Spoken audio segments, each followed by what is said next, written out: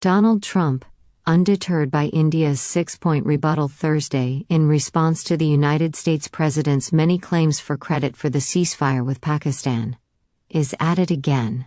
Trump told American soldiers at a base in Qatar he sure as hell helped settle the problem between India and Pak last week, and that he had resolved a more and more hostile situation. "I don't want to say I did, but I sure as hell helped settle the problem between Pakistan and India last week, which was getting more and more hostile, and all of a sudden, you'll start seeing missiles of a different type, and we got it settled," Trump, on a tour of West Asia, said.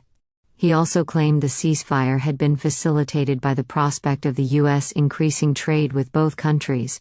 "We talked to them about trade. Let's do trade instead of war," I said, and Pak was very happy with that and India was very happy with that. "I think they are on the way. They've been fighting for about 1,000 years in all fairness." I said, "I could settle that up. I could settle anything." "Let me settle it up," I said, and we got that settled. Boy, everybody was very happy, I'll tell you. That looked like it was really going to be escalating out of control. While addressing a crowd of U.S. military personnel in Qatar, U.S. President Donald Trump reiterated his mediation efforts between India and Pakistan. He said, "I don't want to say I did, but I sure as hell helped settle the problem between Pakistan and India last week, which was getting more and more hostile, and all of a sudden you'll start seeing missiles of a different type. And we got it settled. I hope I don't walk out of here and 2 days later find out that it is not settled, but I think it is settled. And we talked to them about trade. Let's do trade instead of war." And Pakistan was very happy with that and India was very happy with that, and I think they are on the way. They have been fighting for about 1,000 years in all fairness. I said, "I could settle that up. I could settle anything. Let me settle it up. Let's get them all together." "How long have you been fighting?" "About 1,000 years." "Oh, that's a lot. I'm not sure about that. I'm not sure about settling. That's a tough one. They've been fighting for a long time, but we got that settled." Everybody was very happy, I'll tell you.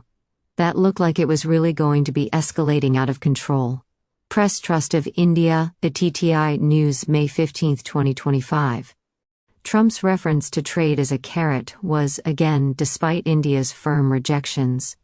On India-US trade deal, Delhi and Washington are negotiating a bilateral trade deal that is expected to boost exchanges to over $500 billion by 2030.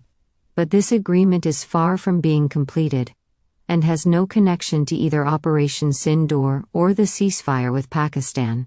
In fact, External Affairs Minister S. Jaishankar told reporters Thursday talks are ongoing over a complicated agreement, and that nothing is decided till everything is. Trump the peacemaker. This is the U.S. president's fourth attempt to grab credit, or at least a slice of it, for facilitating a cessation of hostilities between New Delhi and Islamabad. Attempts to push a narrative casting the Republican as a peacemaker have been backed by comments from his deputy J.D. Vance, and the White House this week shared a conversation, reportedly with a man from Jammu and Kashmir, about Trump not getting enough credit. White House spokesperson Caroline Leavitt, accompanying the president on his West Asia tour, said she spoke to a server in Doha. He said President Trump is not receiving enough credit for literally preventing a nuclear war, and he is right. She wrote in a post on 10th this morning at breakfast in Doha, "My waiter told me to thank President Trump for him. I asked him why. He told me he is from Kashmir, and he has been unable to return home in recent weeks due to the India-Pakistan conflict. But he was just notified that he's now able to." Caroline Leavitt, May 15, 2025. India, which had so far soft-pedaled in response, put out a definitive statement this week, stating the India-Pak ceasefire was not U.S. brokered, and that there was no nuclear escalation. No nuclear escalation. The U.S. president had repeatedly referred to the threat of a nuclear war, to add weight to his peacemaking efforts. At a Monday briefing he seemed to go off script, and claim he stopped a bad nuclear conflict, basing his remark on the fact India and Pak have lots of weapons. India has also categorically rejected Trump's offer to mediate a solution to the long-standing Kashmir crisis.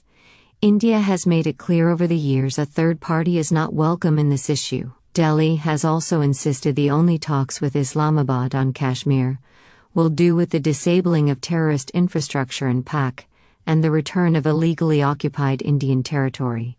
Meanwhile, Trump's claims about a direct role in the ceasefire process have also been questioned by foreign affairs expert K.P. Fabian, a former Indian diplomat, who told news agency ANI, "America did not mediate. They might have pushed Pak.